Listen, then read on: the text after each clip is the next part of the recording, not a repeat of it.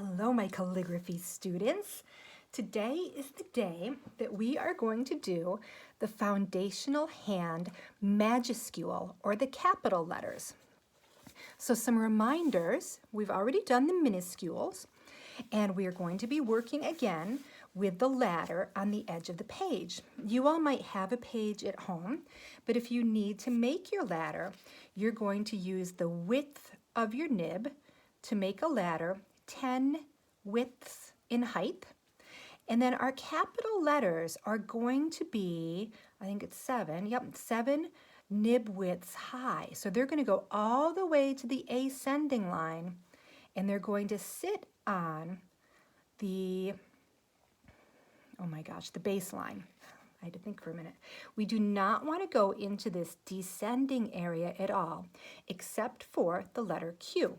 So you should all definitely see this empty area the whole way. And then don't forget, if you need to shade in between your groups of lines so that it's more clear, you can. Now I've already penciled in a few letters. You might like to pencil them in first to make sure that your proportion is correct and to get a handle on practicing them. But just remember to leave a little space between your letters, because when we do them with our calligraphy pen, they're going to take up more room. And we want to have room for the serifs and everything else. So another reminder is make sure you're using your nib with the gold side up. And if you're right-handed, have your ink over on the right-hand side. And if you're left-handed, have it over on the left-hand side. My poor lefties. And we're going to dip in, and I have a little blotter paper to put those first little marks on so I don't have a big blob. So we're going to start with our A, and we're going to start with the little serif. So we're going to pull that over, and without lifting our pen, we're going to go diagonal. And then we have a little serif at the bottom, just kind of a little swirl there. Then our second stroke starts here, and we go down and pull up for our serif. Remember, we're holding our pen at that 40-degree angle and our crossbar. So the challenge with the majuscule letters is they're so much larger, and everything should be very vertical. You know, your own handwriting might lean one way or the other, but with the foundational hand, it's a characteristic that the letters are very vertical. So with our B, we're going to start a little bit below the ascending height, and we're going to pull a vertical line down. We're going to pull to the left for a serif, and then make a mark that looks like that. Then we're going to come back over here and do our first curvy line, and then we're going to meet right up. Ooh, I'm pleased with that. And our C, we have this beautiful curving line. We're going to see that thick to thin. And we're going to do our crossbar. Our crossbar, actually, if I look at the example, my little bottom serif is probably too long. The crossbar sits over the top. Our D will start the same way as our B, a little bit below the ascending letter. Move to the left and then over. And then we're going to meet up with this big arcing curve, which is quite lovely. And the challenge is meeting up with it and getting that nice little thin line. Our E, again, let's practice focusing on getting a really nice vertical line. We're going to pull it down. And then our second stroke is that one. And then we do our third stroke at the top, and I'm going to do this crossbar right at that X height line. Our F also starts with a nice vertical, and we have just a little serif at the end of our F. Now, up here at the top, what we're going to do is we're going to pull, and that's going to give us a little tiny line right there. And we're going to do the same thing with this crossbar. We're going to pull, lift, and we get like the tiniest little line. Let me show you that again because it's pretty small. So when we do this, we're going to pull, kind of lift up our pen and pull down that straight line. So cross and pull down, and we get that line. That one was a little bit larger, just to show you. So for our G, it starts out like the C with a big, graceful, arcing curve, so lovely. Then our cross top bar, and then this goes there, and it meets right up. Beautiful. With our H, we've got some more verticals, so we want to be really nice and vertical. We pull, and we have a little serif, and we pull down, and a little serif at the bottom. And we do another letter here, another line there the same way. And then our crossbar starts a little bit on the outside, and it extends. So H is a pretty large, wide letter. Our I has a serif, and we pull down, and another beautiful serif. So vertical lines are the most important part for the capitals of our foundational hand. Let's look at our J. So if I'm at a new line, maybe just to make sure that I have everything correctly, maybe I would want to pencil in my letter just to make sure I'm not going into that descending area at all. The proportion of your letters is vital in calligraphy. So with our J, we're going to start with this line just below the ascender, and we're going to curve it like that. Our second stroke comes there and matches up. And then we get just a beautiful curving line there. Ooh, K's. I like the K's. We're going to start, we have quite a large serif there. We pull down vertical. Ooh, that got a little crazy. And then we have a little serif here, and we get a really skinny line, followed by this beautiful fat curving line. I have to do another one. My vertical wasn't quite perfect.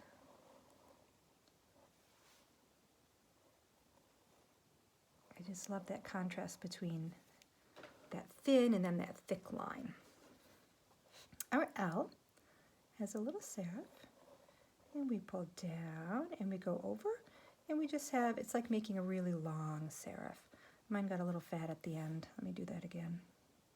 Let me dip a little bit more ink.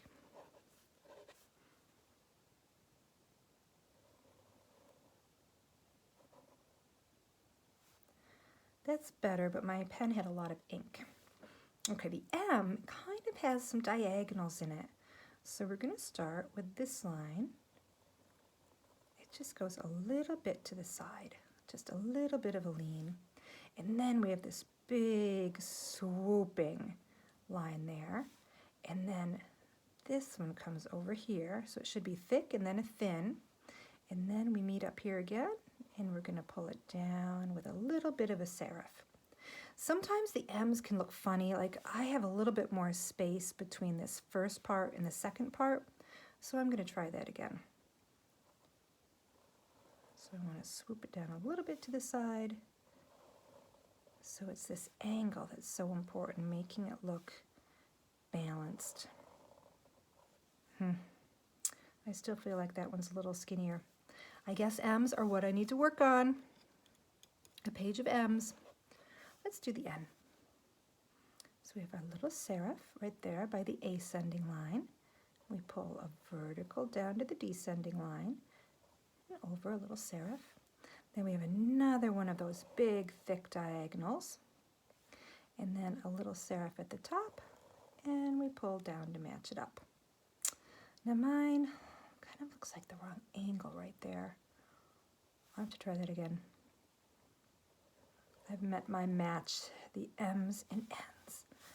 I think when I pull it, I might have to make my angle a little bit more like that, and then pull down. I don't know. Sorry, kids. I'm just not a great teacher on that end. I might have to seek out some help. Let's talk about the O. The O should be nice and round.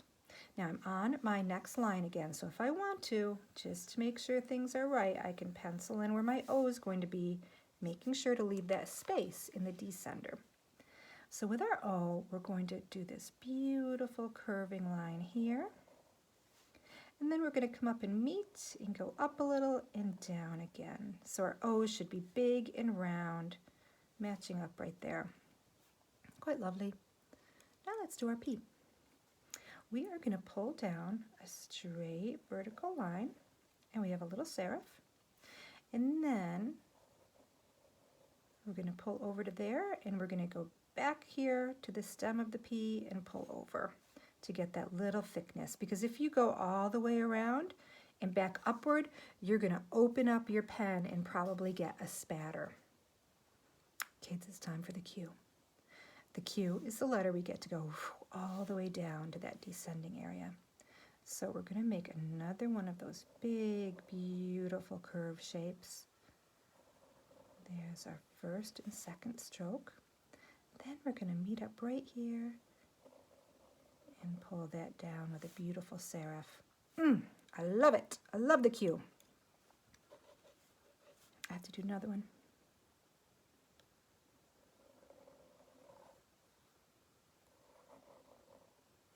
That one was a little bigger and I didn't quite match up.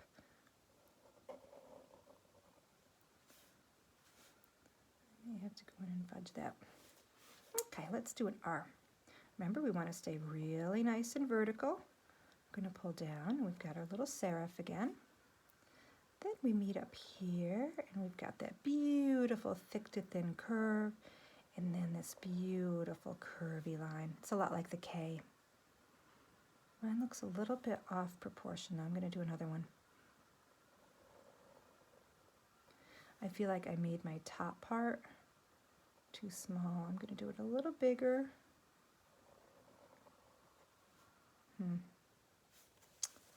I guess I need to work on those too. So remember, kids, if you want to, do several of the letters you're not sure about.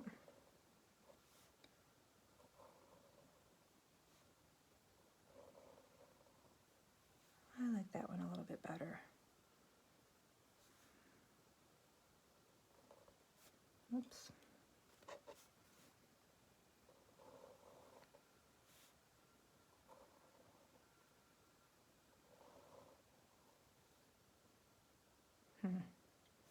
I have to work on my R's. Let's talk about the S's. For the S's, it's like the lowercase or the minuscule s. We've got a lot of stuff to fit in that space. And the best way to do it is to do our little curving shape first. Do that part and leave a little bit of room so that you can go below that ascender line to get that curve, and then to get that one there. Now see how that one looks really top heavy? Ooh, that's bad. I have to do that again. We don't want to have a top heavy S. So maybe my curve needs to go a little higher. I'm happier with that one. And I'm going to match up and match up there. That seems to be better for me. See how that one is so big right there and it's skinnier there? We really want those negative spaces to be even. All right, let's go to the T. We want it nice and vertical. So we're going to pull our vertical line down, and we have our serif. And then we have our lovely crossbar with, oh, I put a little serif at the end. I don't think there really was one there. Let me do that again. Sometimes I get carried away. But kids, that's what you'll do. You'll kind of end up making your own flourishes. So just maybe like that. Then the U. We're going to start with that serif and pull down and up. And then here. Oh, that got a little crazy. Hold on. I felt like my pen was running out of ink. Let me do that again because that got too low.